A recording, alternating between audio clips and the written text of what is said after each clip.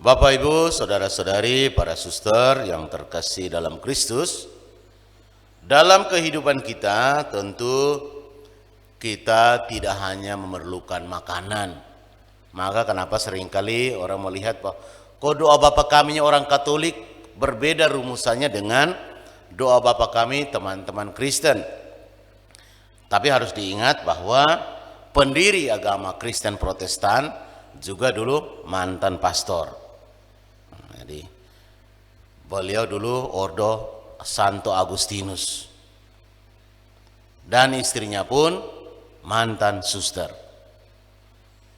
Jadi dalam artian yang mau Romo katakan adalah dia adalah seorang yang berasal dari gereja Katolik. Maka tentu dia paham sungguh apa yang dimaksudkan oleh gereja Katolik dengan sedikit merubah kata-kata yang diajarkan oleh Yesus. Karena kebutuhan kita tentu bukan hanya makanan. Maka kita di gereja Katolik kita memakai istilah berikanlah kami rezeki pada hari ini. Mengapa dulu orang sangat tergantung pada makanan? Dulu simbol kesejahteraan itu makanan dan minuman. Kalau cukup makanan dan minuman maka cukup untuk kehidupan, kebahagiaan di dunia. Tapi makin berkembang zaman, kebutuhan manusia tidak hanya lagi makanan. Sekarang kalau kita hanya doa minta makanan, makanan kita bertumpuk-tumpuk, bahkan mungkin sampai rusak, tapi tidak bisa bayar anak sekolah, tidak bisa pergi belanja. Lalu mau buat apa makanan yang terlalu banyak itu? Menjadi mubazir dan sia-sia. Maka kebutuhan inilah yang diharapkan oleh gereja Katolik bahwa dengan sedikit merevisi. Dan tentu Tuhan mengerti maksudnya kita. Kita tidak merubah Injil, tapi kita menyampaikan sesuai dengan kebutuhan kita saat ini. Doa jangan bertele-tele, sampaikanlah karena Tuhan sudah lebih dulu tahu.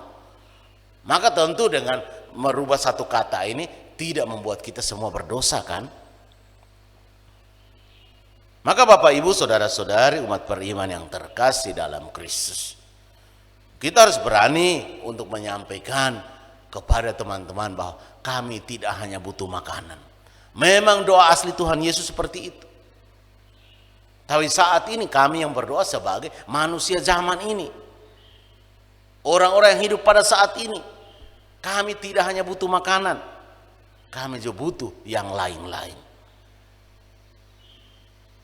Doa itu kan harus keluar dari hati dan kebutuhan kita. Doa yang diucapkan dengan disadari dan sesuai dengan kenyataan, Tuhan akan mengabulkan. Maka tentu Tuhan sangat mengerti, sangat memahami apa yang paling kita butuhkan saat ini. Dan gereja Katolik tentu sudah melalui beberapa kali sinode besar. Dan tentu semuanya itu dibahas di sana. Sinode pertama itu sinode Yerusalem. Mau bahas tentang apa? Bahas tentang orang sunat dan tidak sunat. Saat itu Petrus dan teman-teman rasul-rasul yang lain meninggalkan Paulus sendiri. Karena mereka menganggap nanti mereka akan dicap kafir karena bergaul dengan orang-orang yang tidak bersunat.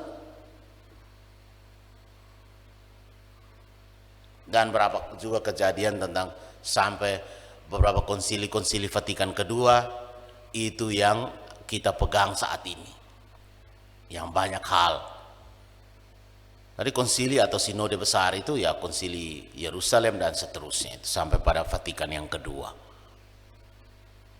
Maka Bapak Ibu saudara-saudari yang terkasih, segala perkembangan gereja itu dibahas. Dan tentu gereja Katolik menemukan sungguh-sungguh bahwa poin penting soal doa Bapa kami, berikanlah kami makanan yang secukupnya diganti dengan rezeki ini. Semoga kita tetap kuat dalam iman dan sekali Katolik sampai mati tetap Katolik. Semoga Tuhan memberkati kita. Amin. Amin.